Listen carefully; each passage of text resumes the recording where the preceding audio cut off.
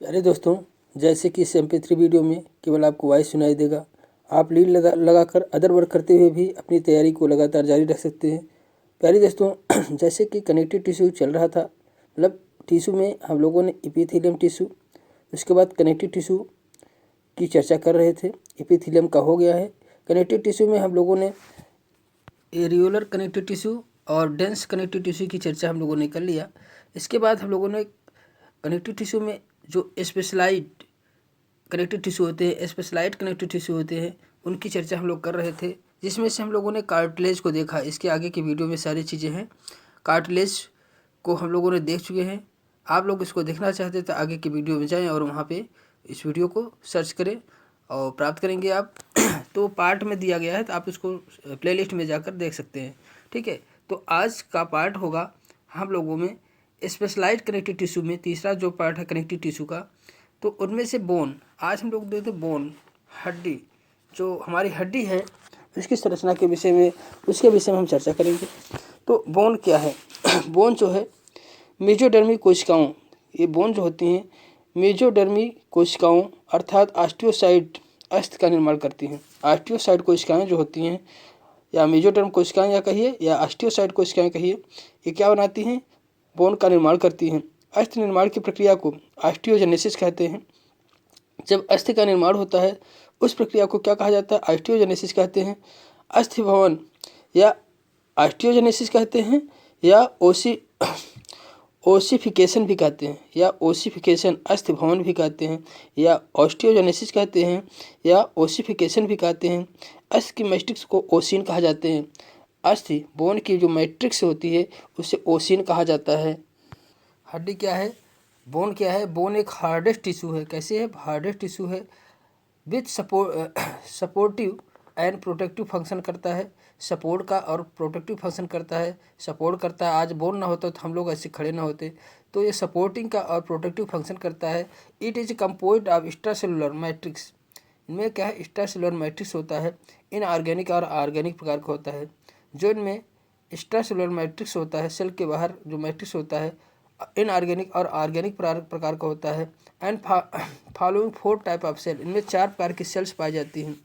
Bone में जो है 4 प्रकार की सेल पाई जाती हैं। 4 प्रकार की सेल कौन कौन सी पाई जाती हैं? Osteo progenitor cell, osteoprogenitor cell. दूसरी है ऑस्टियोब्लास्ट सेल। तीसरी है ऑस्टियोसाइट सेल, ऑस्टियोसाइट। चौथी है ऑस्टियोक्लाइड्स। तो पहली है ऑस्टियोप्रोजिनेटर सेल। ऑस्टियोप्रोजिनेटर सेल कौन होती है? This from the osteoblast. Osteo जो है प्रोजिनेटर सेल जो होती है क्या बनाती है? ऑस्टियोब्लास्ट बनाती हैं। क्या बनाती हैं? ऑस्टियोप्रोजिनेटर सेल से जो बनाती हैं क्या बनाती है? ऑस्टियोब्लास्ट बनाती हैं। और ऑस्टियोब्लास्ट दूसरी क्या है? ऑस्टियोब्लास्ट जो है दिस सीक्रेटेड अनकैल्सिफाइड मैट्रिक्स, ये क्या करता है? या सीक्रेट करता है, या इसके द्वारा सिक्रीशन होता है अनकैल्सिफाइड मैट्रिक्स, बिना कैल्शियम का मैट्रिक्स का सिक्रेशन होता है, जो जिसे ओस्टियोइड कहते हैं। जिसे क्या कहते हैं? ओस्टियोइड कहते हैं। होन osteoblast become completely surrounded by matrix. जब ओस्टियोब्लास्ट जो होता है मैट्रिक्स के द्वारा चारों तरफ से घिरा हुआ होता है, देन इज कॉल्ड ओस्टियोसाइट, तब उससे हम क्या कहते हैं? ओस्टियोसाइट कहते हैं। जब ऑस्टियोब्लास्ट कोशिकाएं जो होती हैं, ऑस्टियोब्लास्ट कोशिकाएं जो होती हैं वो कम्प्लीटली रूप से सराउंड मैट्रिक्स के द्वारा घिरी होती हैं, तो उसी को ऑस्टियोब्लास्ट सेल को ही ऑस्टियोसाइट कहते हैं। जब मैट्रिक्स के द्वारा घिरी होती हैं उसी को हम क्या कहते हैं? ऑस्टियोसाइट्स कहते हैं। तो ऑस्टियोसाइट्स जो ऑस्टियोब्लास्ट जब मैट्रिक्स से घिरा हुआ होता है तो उसे ऑस्टियोसाइट कहते हैं। ऑस्टियोसाइट अब क्या है? देखिए, हम लोग ऑस्टियोप्रोजिनेटर सेल होती हैं, उसी के द्वारा ऑस्टियोब्लास्ट समझ सकते हो। ऑस्टियोसाइट सेल क्या होती हैं? अभी हम लोगों ने पढ़ा। ऑस्टियोसाइट की क्या है काम है? दीज आर मैच्योर बोन, ये मैच्योर बोन होती है। देखिए, ऑस्टियोप्रोजिनेटर सेल होती है, उसी के द्वारा ऑस्टियोब्लास्ट सेल बनती हैं। ऑस्टियोब्लास्ट सेल के द्वारा ऑस्टियोसाइट्स बनती हैं। These are the mature bone cell that secrete the maintain the matrix. मतलब ऑस्टियोसाइट जो होती हैं, ऑस्टियोसाइट जो ऑस्टियोब्लास्ट के द्वारा बनती हैं, जिसके चारों मैट्रिक्स पाया जाता है। अब ऑस्टियोसाइट कोशिका जो होती है मेच्योर बोन सेल होती है। ये क्या होती है? मेच्योर बोन सेल होती है। That secrete the maintain of matrix, यह मैट्रिक्स को का सिक्रेशन करती है और उसको मेंटेन रखती है। इफ़ ऑस्टियोसाइट बिकम डेड, यदि ऑस्टियोसाइट डेड हो जाए, the surrounding matrix is if osteocyte become dead, यदि ऑस्टियोसाइट सेल जो होती है डेड हो जाती है, मृत हो जाती है, द सराउंडिंग मैट्रिक्स इज री एब्जॉर्ब हो जाती हैं। जो सराउंडिंग मैट्रिक्स होती है वह क्या बोन्स जो होती है री एब्जॉर्ब हो जाती है मैट्रिक्स में। विच prove that bone is dynamic tissue, इस प्रकार से प्रूव होता है कि बोन जो होता है एक डायनेमिक टिश्यू है, not is a inert structure. देखिए ऑस्टियोसाइट जब डेथ हो जाती है तो मैट्रिक्स में क्या है रिजर्व हो जाती है, मतलब मैट्रिक्स में जो है मैट्रिक्स जो इसको मैट्रिक्स जो होता है उसको री एब्जॉर्ब कर लेता है। लेकिन इसी को देखिए क्या होता है, इससे यह सिद्ध होता है कि बोन इज ए डायनेमिक होता है, डायनेमिक टिश्यू है, गतिशील टिश्यू है। बोन क्या है, एक डायनेमिक टिश्यू है, गतिशील टिश्यू है, नॉट एन इनर्ट स्ट्रक्चर, या कंट्रक्टिव स्ट्रक्चर नहीं है, मतलब इसमें कंट्रक्शन नहीं पाया जाता है। यह क्या है, यह जो होता है कंट्रक्शन लाइफ इसमें नहीं होती है, या डायनेमिक गतिशील स्ट्रक्चर होता है। तो in which cell constantly interact with matrix, तो इस प्रकार से कहा जा सकता है कि which cell is constantly interact with matrix, इनकी सेलें जो होती हैं कॉन्स्टेंटली मीन्स होता है निरंतर जो होता है इंटरेक्ट में होती हैं विथ मैट्रिक्स के निरंतर जो होती है इंटरेक्ट में होती हैं। ठीक है, तो ऑस्टियोसाइट्स या ऑस्टियोब्लास्ट्स जो होती हैं या ऑस्टियोसाइट बनाती हैं। ऑस्टियोसाइट सेल अगर डेथ हो जाती हैं तो इनको ऑस्टियोसाइट सेल अगर डेथ होता है तो मैट्रिक्स में रीएब्जॉर्ब हो जाते हैं और पुनः इन्हीं को इसीलिए इनको डायनेमिक टिश्यू बोला जाता है, गतिशील टिश्यू बोला जाता है। और ये इनमें कंट्रक्शन नहीं पाया जाता है। ठीक है, in which cell is constantly interact with matrix, ये हर्ष में जो होता है निरंतर जो होता है इंटरेक्ट में रहती है, मैट्रिक्स के इंटरेक्ट में रहती है, संपर्क में रहती हैं। ठीक है, हर्ष में मैट्रिक्स से संपर्क में रहते हैं। अगले चौथे सेल की बात करते हैं, ऑस्टियोक्लैड्स। ऑस्टियोक्लैड्स सेल जो होता है ये क्या है, osteoclasts these are the multinucleated bone reabsorbing cell present on the bone surface from where bone is being removed. ऑस्टियोक्लाइड्स जो सेल होती हैं these are multinucleated bone regarding cell, these are the multinucleated bone reabsorbing cell present in bone surface. Reabsorbing cell जो होती हैं वह कहाँ पाई जाती हैं, ये बोन के सरफेस पर पाई जाती हैं जो मल्टीन्यूक्लिएटेड होती हैं। where bone is being removed, where जहाँ से बोन रिमूव होती है। दो osteoclast is a phagocytic cell, osteoclast cell जो होती है फैगोसाइटिक सेल होती हैं। ड्राइव फ्रॉम बोन मैरो, जो बोन मैरो को उत्पन्न करती हैं, ड्राइव करती हैं, जो बोन मैरो को क्या करती हैं, ड्राइव करती हैं, मैरो से ही उत्पन्न होती हैं। ऑस्टियोक्लास्ट सेल जो होती है फैगोसाइट होती हैं और ये किससे उत्पन्न होती हैं, बोन मैरो से। ये बोन मैरो के द्वारा ये उत्पन्न होते हैं। फैगोसाइटिक सेल जो होती हैं बोन मैरो के द्वारा जो है उत्पन्न होती हैं।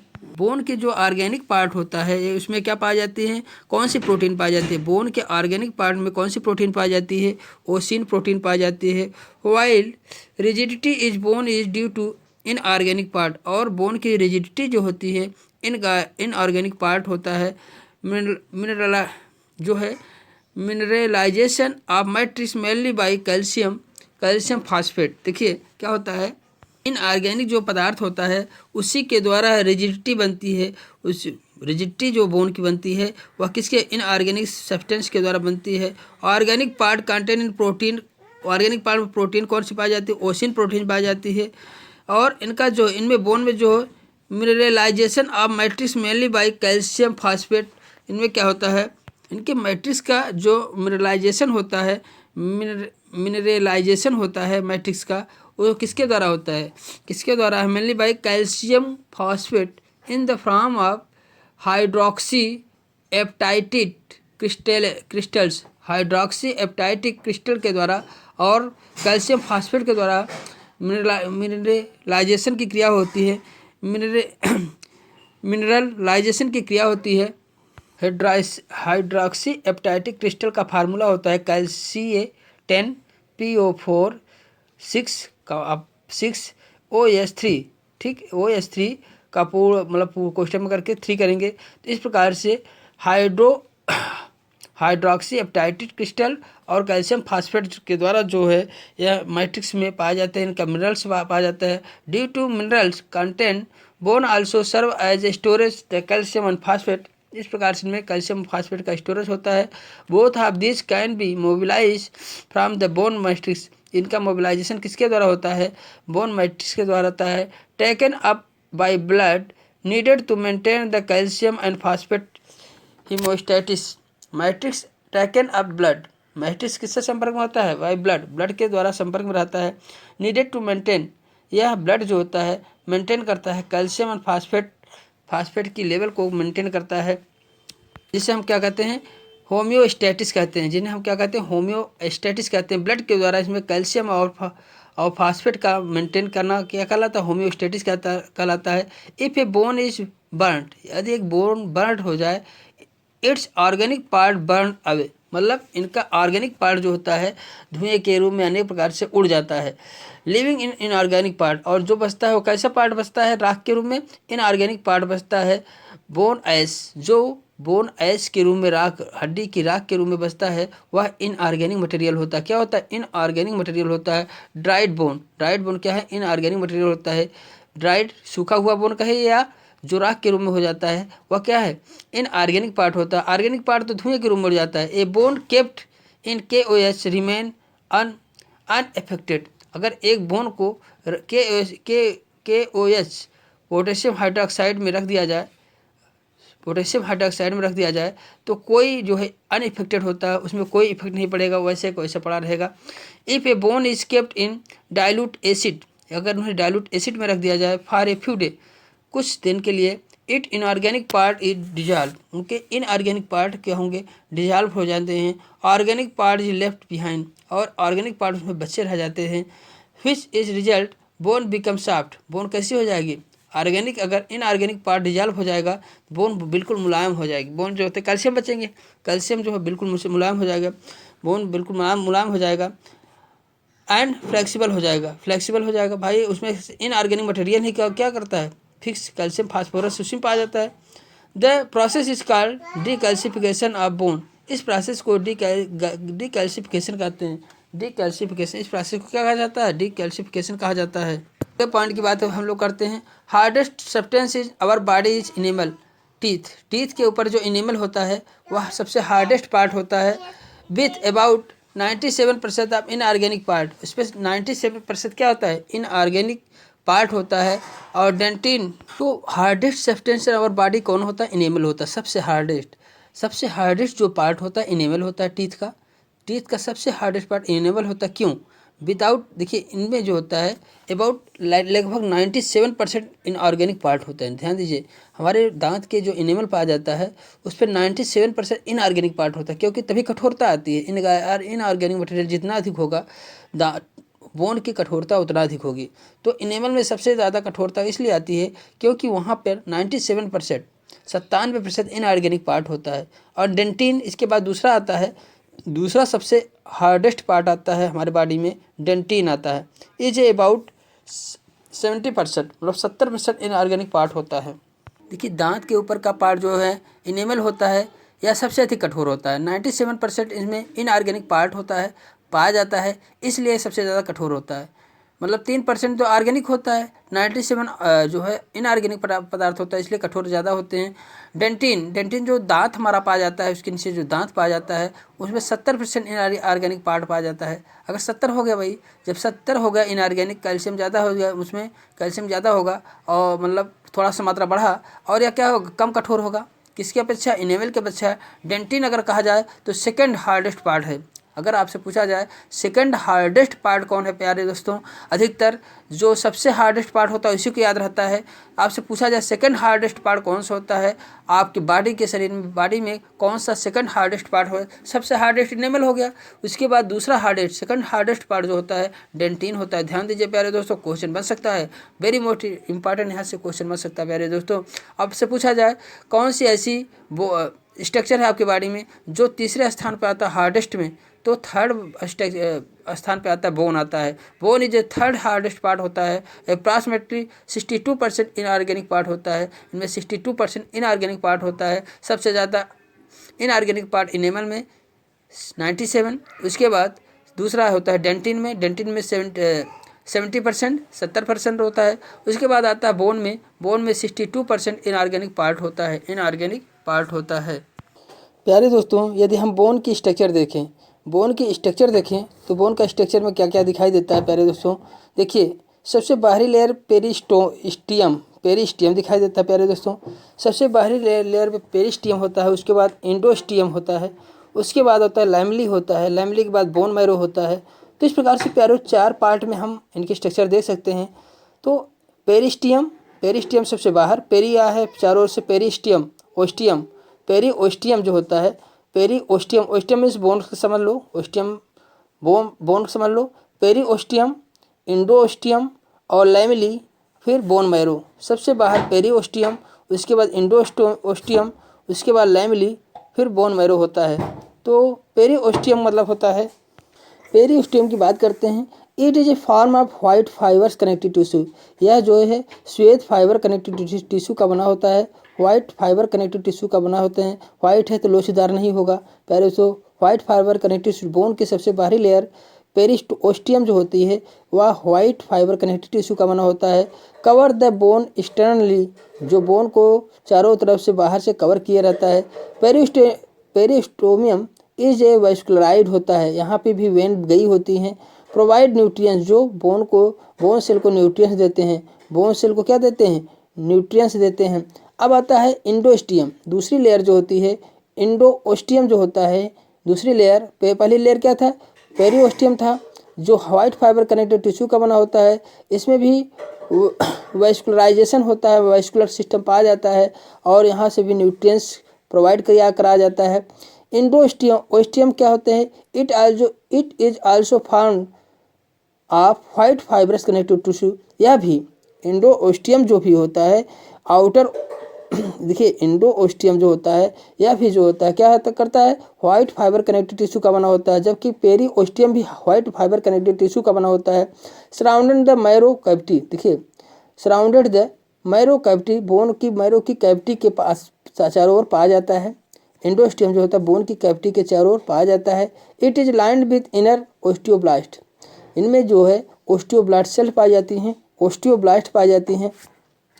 इंडोओस्टियम जो होता है या बोन मैरो की कैविटी बनाता है। बोन मैरो की कैविटी मतलब चारों ओर सराउंडेड, बोन मैरो के चारों ओर कैविटी को चारों ओर की लेयर बनाता है। सराउंडेड उसके चारों ओर पाया जाता है। It is lined with inner osteoblast, या इनर ओस्टियोब्लास्ट को लाइन करता है। लाइन मतलब उसको बनाने का काम ओस्टियोब्लास्ट बनाता है। The long bone therefore so bidirectional growth, देखिए प्यारे दोस्तों, जो लंबी बोन्स होती हड्डियाँ होती हैं उनमें दोनों साइड से ग्रोथ पाई जाती है। दोनों साइड में ग्रोथ होता है। Growth is a thickness from two side, मतलब ग्रोथ जो होता है वह दोनों साइड में होता है। थिकनेस भी बढ़ती है और लंबाई में भी बढ़ती है। अगर अगले सेल की बात हम लोग करते हैं, स्ट्रक्चर आप बोन की बात करें तो अगले पार्ट की बात करें, लैमली बोन में पाया जाता है। लैमली क्या चीज़ होती है? लैमली कहाँ पाई जाती है? लैमली जैसे देखिए आउटर ओस्टियोब्लास्ट होता है और इनर ओस्टियोब्लास्ट होता है। देखिए आउटर ओस्टियोब्लास्ट एक लेयर पाई जाती है, इनर ओस्टियोब्लास्ट की लेयर के बीच में लैमली पाई जाती है। उनके बीच में क्या पाई जाती है? लैमली पाई जाती है। These are a concentric ring found in between periosteum and endosteum. Periosteum और इंडोस्टियम, लैमली कहाँ होती है? देखिए पेरिओस्टियम और इंडोस्टियम के मध्य में लैमली पाई जाती हैं, जहाँ पर अनेक प्रकार की सेल्स पाई जाती हैं। ठीक है, लैमली जो पाई जाती हैं, these are the connective ring होती है, कनेक्टिव रिंग पाई जाती है सराउंडिंग बिटवीन पेरिओस्टियम और इंडोस्टियम के बीच के मध्य में अनेक लेयर में रिंग की जैसी स्ट्रक्चर पाई जाती है, इसे लैमली कहा जाता है। देखिए लैमली जो होता है उसमें ऑर्गेनिक इनऑर्गेनिक मटेरियल पाए जाते हैं, जो एक मैट्रिक्स बनाता है। उसी में ऑस्टियोसाइड सेल्स पाई जाती हैं। लेक्यूनी पाई जाती है। लेक्यूनी में से क्या होता है? लेक्यूनी में अनेक ऑस्टियोसाइड सेल्स पाई जाती हैं, उसी को लेक्यूनी कहते हैं। तो लैमली में अंदर ही लेक्यूनी पाई जाती है। जैसे एक चैम्बर, जैसे आप जब आप कभी देखे होंगे कि हरित लवक में जो क्लोरोप्लास्ट होता है उसमें ग्रेनम जो संरचना बनती है, अनेक थैली जैसे स्ट्रक्चर बनती है। उसी प्रकार से इसमें जो होती है जो लैक्यूनी होती है, लैक्यूनी किसे कहते हैं, जो लैमेली के अंदर ही पाया जाता है, जिसमें ऑस्टियोसाइट, अनेक ऑस्टियोसाइट की सेल्स जो होती हैं अनेक पाई जाती हैं एक लैक्यूनी में ऑस्टियोसाइट के अनेक सेल पाए जाते हैं। उसी को हम क्या कहते हैं, जब ऑस्टियोसाइट के अनेक सेल पाए जाए, एक लैक्यूनी के अंदर अनेक सेल पाई जाती हैं, जब एक चैम्बर के अंदर अनेक सेल पाई जाए उसी को हम लैक्यूनी कहते हैं। उसी को हम क्या कहते हैं, लैक्यूनी कहते हैं। तो हमें यहाँ पे लैमेली से मतलब है, लैमेली एक मैट्रिक्स है जो रिंग स्ट्रक्चर बनाता है और पेरिस्टोमियम और इंडोओस्टियम के बीच में पाया जाता है। बीच में लैमेली बीच में पाया जाता है। बोन मैरो क्या है, अंतर सबसे इंटरनल पाया जाता है। बोन मैरो कहाँ पाया जाता है प्यारे, तो सबसे इंटरनल पाया जाता है। बोन मैरो जो होता है सबसे इंटरनल होता है। A bone marrow cavity is represent inner to the endosteum. देखिए बोन मैरो जो होता है कैविटी जो होती है प्रेजेंट होती है इनर ऑफ द इंडोस्टियम ओस्टियम के मतलब बोन के सबसे आंतरिक भाग में पाया जाता है, लॉन्ग बोन में, which is filled with a soft and highly specialized neurovascular tissue. तो बोन मैरो जो होता है वह सॉफ्ट होता है, हाईली स्पेशलाइज्ड होता है, न्यूरोवैस्कुलर, वहाँ पे नर्व भी होती हैं, वैस्कुलर टिश्यू भी होती है। कॉल्ड बोन मैरो, वहाँ पे नर्व भी होती हैं और वैस्कुलर सिस्टम भी वहाँ प्रेजेंट होता है। और इसी को हम क्या कहते हैं, बोन मैरो कहते हैं। बोन मैरो में जो है फील्ड विथ ए सॉफ्ट और हाईली स्पेशलाइज्ड न्यूरोवैस्कुलर टिश्यू वहाँ पाए जाते हैं। The bone marrow is of two types. Bone marrow कैसे कितने प्रकार के होते हैं, दो प्रकार के होते हैं। बोन मैरो कितने, सबसे आंतरिक भाग में क्या पाया जाता है, बोन मैरो। सबसे ऊपरी भाग में पेरिओस्टियम, उसके बाद इंडोस्टियम, उसके बाद लैमेली, ठीक है, लैमेली पाया जाता है। दो इंडोस्टियम के बीच में लैमेली पाया जाता है। लैमेली में ही लैक्यूनी किसे कहते हैं, जो एक लैक्यूनी क्या है, ओस्टियोसाइट सेल का जो है एक चैम्बर बनता है जिसमें अनेक ओस्टियोसाइट सेल होती हैं, जो लैमेली में पाया जाता है। लैक्यूनी वहीं पे पाया जाता है लैमेली में। और इसके बाद पाया जाता है क्या, बोन मैरो पाया जाता है। बोन मैरो क्या होता है, एक कैविटी होती है प्रेजेंट इनर और इंडोस्टियम के मध्य में पाई जाती है, मतलब इंडोस्टियम में पाया जाता है। फील्ड विथ, इसमें क्या होता है, सॉफ्ट और highly specialised neuro vascular tissue पाए जाते हैं। नर्व भी यहाँ होते हैं, वैस्कुलर सिस्टम भी यहाँ प्रेजेंट होता है। उसी को हम क्या कहते हैं, बोन मैरो कहते हैं। और ये दो प्रकार के होते हैं, red bone marrow, yellow bone marrow. Red bone मतलब बोन मैरो दो प्रकार के होते हैं, रेड बोन मैरो होते हैं, येलो बोन मैरो होते हैं। रेड बोन मैरो क्या है, which is vascularised and concerned with the formation of blood corpuscles. अगर आपसे कहा जाए कि कौन सी बोन मैरो जो ब्लड को बनाती है, तो रेड बोन मैरो क्या करती है, विच इज वैस्कुलराइज्ड, यहाँ पे वैस्कुलर सिस्टम पाया जाता है, and concerned with the formation of blood corpuscles, blood cell का फॉर्मेशन रेड बोन मैरो बनाती हैं। ठीक, यहाँ पे वैस्कुलर सिस्टम पाया जाता है, यहाँ पे रुधिर वाहिनियाँ आती हैं और यहाँ पे जो होता है ब्लड का फॉर्मेशन होता है। और ब्लड बन के कहाँ, ब्लड की वाहिनियों में जाती हैं। तो बोन मैरो में जो ब्लड का फॉर्मेशन होता है, किन बोन मैरो में, रेड बोन मैरो में जो होता है ब्लड का फॉर्मेशन होता है। यहाँ पे वैस्कुलर सिस्टम पाया जाता है, तभी तो ब्लड यहाँ से बनेगा और जाएगा। येलो बोन मैरो में क्या होता है, which is passive tissue and concerned with fat storage. Yellow bone marrow जो होता है विच इज पैसिव टिश्यू, यह निष्क्रिय होता है, कंसर्न्ड विथ फैट स्टोरेज, यह फैट को स्टोर करने का काम करता है। येलो बोन मैरो जो होता है फैट को स्टोर करने का काम करता है। अब अगले पॉइंट की बात हम लोग करते हैं। तो सेक्शन प्यारे दोस्तों हम लोग समझ सकते हैं कि बोन की स्ट्रक्चर क्या थी, पेरिओस्टियम, इंडोस्टियम, लैमेली में ही लैक्यूनी पाया जाता है जिसे जो ऑस्टियोसाइट सेल से भरी होती हैं। और इसके बाद आता है इनर ओस्टियोब्लास्ट आता है, इंडोस्टियम जिसे कहा जाता है। इंडोस्टियम में ही बोन मैरो पाया जाता है, सबसे आंतरिक भाग में बोन मैरो पाया जाता है। जी, बोन मैरो दो प्रकार की होती हैं, red bone marrow, yellow bone marrow. Red bone marrow में वैस्कुलर सिस्टम पाया जाता है और वहाँ पे जो है क्या ब्लड का फॉर्मेशन होता है। येलो बोन मैरो जो होता है पैसिव टिश्यू होते हैं, यहाँ पे फैट का फॉर्मेशन होता है, यहाँ पे फैट का स्टोरेज होता है, किसमें, येलो बोन मैरो में फैट का स्टोरेज होता है। अगला पॉइंट हम लोग देखते हैं, हर्वर्सियन सिस्टम होता है। तो हर्वर्सियन कैनाल जो पाया जाता है, जो हर्वर्सियन कैनाल जो पाता है बोन में पाया जाता है, लॉन्ग बोन में, जो running along the length of long bone, long bone में जो है हर्बेशियन, देखिए क्या होता है long bone that matrix is many longitudinal, इनका मैट्रिक्स जो होता है मेनी लॉन्गिट्यूडनल पार्ट में डिवाइड होता है, इसी को पार्ट को हम हर्बेशियन कैनाल कहते हैं। प्यारे दोस्तों, जब लंबी बोन जो होती हैं वहाँ पे मैट्रिक्स जो होता है जब मेनी लॉन्गिट्यूडनल बोन के द्वारा क्या डिवाइड एक प्रकार से होती हैं और वो कैसी संरचना बना लेती हैं, हर्बेशियन कैनाल बना लेती हैं, which are inner connected by several transfer system. मतलब हर्बेशियन कैनाल ट्रांसफर सिस्टम के द्वारा, ट्रांसफर नलियों के द्वारा, छोटी छोटी ट्रांसफर नलियों के द्वारा एक हर्बेशियन नाल से दूसरे हर्बेशियन कैनाल को संपर्क में रहती हैं। उस छोटे छोटे ट्यूब या स्ट्रक्चर जो दो हर्बेशियन कैनाल को जोड़ती हैं वॉकमैन कैनाल कहते हैं। Walkman canal very very important question बनता है प्यारे दोस्तों। वॉकमैन कैनाल क्या है? दो हर्बेशियन कैनाल को ट्रांसफर जो ट्यूब होती हैं जोड़ने का काम करती हैं, उसी को वॉकमैन कैनाल कहते हैं। दिस कैनाल है ब्लड कैपिलरी, ये कैनाल क्या करती हैं? ब्लड कैपिलरी लगती हैं। And nerve fibre, blood capillary और नर्व फाइबर पाए जाते हैं, बट नेवर लिम्फ कैपिलरी। यहाँ पे लिम्फ कैपिलरी कभी नहीं पाई जाती प्यारे दोस्तों। आप बोन्स में लिम्फ कैपिलरी नहीं पाई जाती हैं।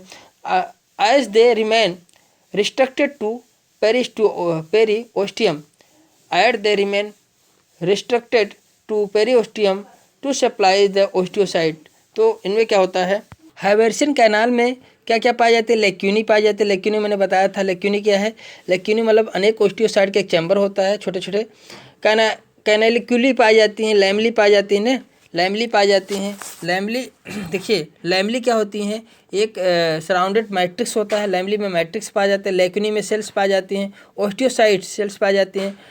Together from the osteon and haversian system, from the osteon और haversian system characteristic of mammalian long bone. ये मैमेलियन के लॉन्ग बोन का करेक्टर है। ओस्टियन और हर्बेशियन के सिस्टम पाया जाना मैमेलियन के लॉन्ग बोन का करेक्टर है।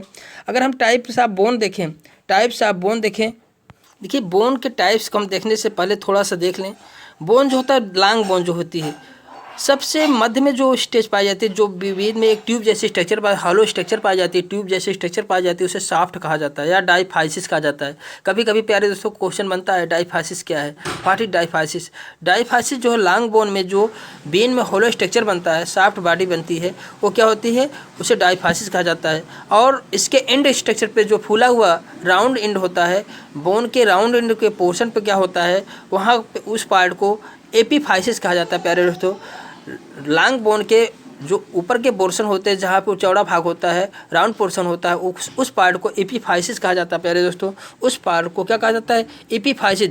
डाइफाइसिस, ध्यान दीजिए, डाइफाइसिस जो पूरी बोन में हॉलो संरचना बनती है, ट्यूब जैसी स्ट्रक्चर बनती है, हॉलो संरचना बनती है, उसे डाइफाइसिस कहते हैं। और एपीफाइसिस क्या होते हैं? जो शाफ्ट होता है। एपीफाइसिस क्या कहलाता है? जो ऊपरी स्ट्रक्चर होती है, जहाँ पर राउंड स्ट्रक्चर पाया जाता है, उस पोर्शन को लॉन्ग बोन की एपीफाइसिस कहा जाता है। On the basis of texture के आधार पर बोन टू टाइप्स होते हैं। कैसे होते हैं? 2 टाइप्स होते हैं। बोन के टेक्सचर मीन्स होता है बनावट। बोन के टेक्सचर के आधार पर 2 प्रकार के उन्हें बांटा गया है। स्पॉन्जी प्रकार का, स्पॉन्जी कहिए या ट्यूबेक्युलर बोन कहिए या स्पॉन्जी कहिए या तो स्पॉन्जी जो बोन्स होती हैं, regular haversian system absent. Spongy जो बोन होती हैं तो इनमें हर्बेशियन सिस्टम एब्सेंट होता है। It contain red bone marrow, इनमें रेड बोन मैरो। स्पॉन्जी जो बोन होते हैं उनमें रेड बोन मैरो पाई जाती हैं। और किनमें पाए जाते हैं? स्पॉन्जी जो बोन पाई जाती हैं, कॉम्पैक्ट बोन, स्पॉन्जी। देखिए स्पॉन्जी और कॉम्पैक्ट बोन 2 प्रकार की बोन होती हैं। स्पॉन्जी बोन जैसे वर्टिब्री जितने होते हैं वह स्पॉन्जी होते हैं। रिब्स जो होती है स्पॉन्जी होती हैं। स्कल बोन जो हमारी होती है स्पॉन्जी होती है। Epiphysis of long bone, epiphysis जो लॉन्ग बोन की एपीफाइसिस होता है वह भी क्या होता है? स्पॉन्जी होता है। वो कैसे होते हैं? स्पॉन्जी होते हैं। वर्टिब्री मतलब होता है जो बोन मैरो होते हैं, जो बोन मैरो की हड्डियाँ होती हैं वो vertebrae, ribs, skull bone. Epiphysis जो लॉन्ग बोन की छोर होती हैं, जो भरा मतलब राउंडेड स्ट्रक्चर होता है लॉन्ग बोन की, वो भी क्या होती है? स्पॉन्जी प्रकार की जो है बोन्स पाई होती हैं। कॉम्पैक्ट बोन कौन होती है? Regular haversian system present. देखिए जिसमें जो होता है स्पॉन्जी बोन उसे कहते हैं जहाँ पर हर्बेशियन कैनाल एब्सेंट होता है, जैसे वर्टिब्री में वर्टेब्रे में हमारे बैकबोन की हड्डियों में जो है हार्वेस्टिंग कैनाल नहीं पाई जाती है। रिब्स में हमारे रिब्स हार्वेस्टिंग कैनाल नहीं पाई जाती है। स्कल बोन में हमारी खोपड़ी के बोन में हार्वेस्टिंग कैनाल नहीं पाई जाती है। एपीफाइसिस लॉन्ग बोन की एपीफाइसिस जो ऊपरी पोर्शन होता है वहाँ भी हार्वेस्टिंग कैनाल एब्सेंट होता है।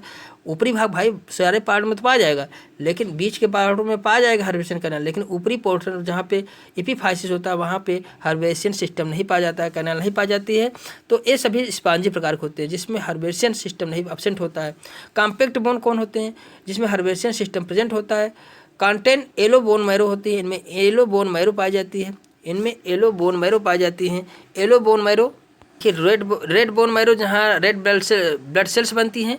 येलो बोन मैरो का मतलब होता है जहाँ पे फैट का स्टोरेज होते हैं, जहाँ पे फैट का स्टोरेज होते हैं। तो देखिए रेगुलर हार्वेस्टिंग सिस्टम इसमें प्रेजेंट होता है कॉम्पैक्ट बोन में। कॉम्पैक्ट बोन जो होती है, स्पॉन्जी की बात हम लोग कर चुके थे, कॉम्पैक्ट की बोन की बात कर रहे हैं। इनमें रेगुलर हार्वेस्टिंग सिस्टम इसमें प्रेजेंट होता है। It contain yellow bone marrow, इनमें येलो बोन मैरो पाया जाता है। येलो बोन मैरो का आप वर्क समझ गए थे कि ये फैट को स्टोर करने वाली बोन मैरो होती है, फैट को स्टोर करते हैं, ठीक है। तो ये सॉफ्ट होते हैं, डाइफाइसिस, इनका सॉफ्ट डाइफाइसिस जो होता है, डाइफाइसिस जैसे हम लोग हड्डियों में जो डाइफाइसिस होता है, सॉफ्ट डाइफाइसिस क्या है? जो डाइफाइसिस हॉलो जैसे स्ट्रक्चर लंबी हड्डियों में बनता है उसे डाइफाइसिस कहते हैं। लॉन्ग बोन में जो डाइफाइसिस बनता है या कॉम्पैक्ट बोन होता है जिसमें हार्वेस्टिंग सिस्टम प्रेजेंट होता है। प्यारे दोस्तों, ऐसे हड्डियों को कॉम्पैक्ट बोन कहते हैं। इसे क्या कहते हैं? कॉम्पैक्ट। वेरी इंपॉर्टेंट क्वेश्चन है बनेगा प्यारे दोस्तों। कॉम्पैक्ट बोन कौन आया गया? डाइफाइसिस आएंगे। डाइफाइसिस जहाँ पे हार्वेस्टिंग सिस्टम पाया जाता है प्यारे दोस्तों उसे कॉम्पैक्ट बोन्स कहते हैं। कुछ और भी पॉइंट की चर्चा हम लोग कर लेते हैं इससे। सिस्माइड बोन क्या होते हैं? देखिए कुछ और भी पॉइंट की चर्चा हम लोग करते हैं। सिस्माइड बोन वेरी इंपॉर्टेंट पॉइंट की बात कर लेते हैं कुछ। सिस्माइड बोन क्या है? Is form by the ossification tendon.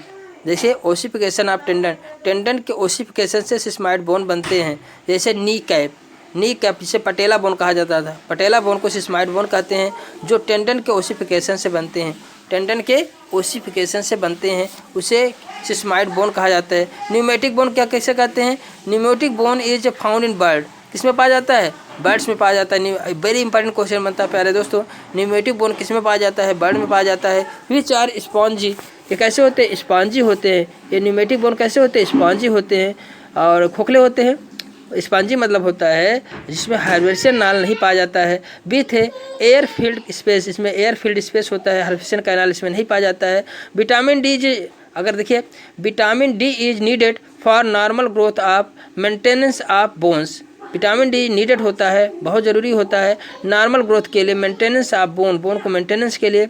E deficiency causes rickets, अगर विटामिन डी की कमी हो जाती है तो रिकेट्स रोग हो जाता है। रिकेट्स रोग किस में होता है? रिकेट्स रोग चिल्ड्रन में होता है। विटामिन डी की कमी से रिकेट्स रोग जो होता है चिल्ड्रन में होता है। एंड ऑस्टियोमेलेशिया इज एडल्ट, और ऑस्टियोमेलेशिया जो होता है एडल्ट में होता है। ऑस्टियोमेलेशिया किस में होता है? एडल्ट में होता है। रिकेट्स विटामिन डी की कमी से बच्चों में होता है, ऑस्टियोमेलेशिया के द्वारा एडल्ट में होता है। और विटामिन डी की कमी से ऑस्टियोमेलेशिया रोग जो होता है एडल्ट में पाया जाता है।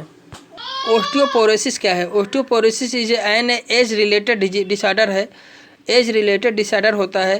कैरेक्टराइज्ड बाय द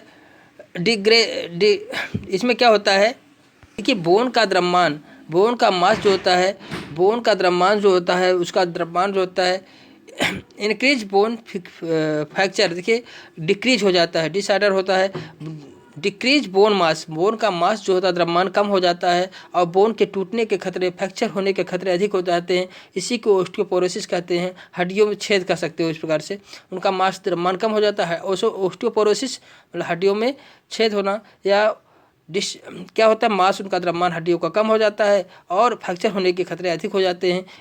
और इस किस एज में होते हैं? एडल्ट मतलब जब ओल्ड एज में होते हैं। इट्स रिजल्ट द मोर क्या होता है इसमें क्या होता है? इसमें जो होता है बहुत अधिक मात्रा में मोर री एब्जॉर्प्शन ऑफ कैल्शियम और फास्फेट फ्रॉम बोन, मतलब क्या होता है? रिजल्ट आर मोर री एब्जॉर्प्शन, रिसॉर्प्शन। इस प्रक्रिया में क्या होता है कि हड्डियों का लॉस होकर कैल्शियम और फास्फेट जो होता है बोन मैरो से लॉस होकर या कहाँ रिमूव हो जाते हैं कैल्शियम का ये रिमूव हो जाना क्या कहलाता है? ऑस्टियोपोरोसिस कहलाता है। ऑस्टियोलॉजी में हम क्या करते हैं? ऑस्टियोलॉजी द बोन का अध्ययन, study of bone, while chondrology study of cartilage. Osteology में बोन का स्टडी करते हैं। और कॉन्ड्रोलॉजी में क्या करते हैं, कार्टिलेज का अध्ययन करते हैं। किसका अध्ययन करते हैं, कार्टिलेज का अध्ययन करते हैं। The bone perform the function of support, bone क्या करते हैं, सपोर्ट का कार्य करते हैं, प्रोटेक्शन का कार्य करते हैं, मूवमेंट का काम करते हैं, मिनरल्स स्टोरेज का काम करते हैं, और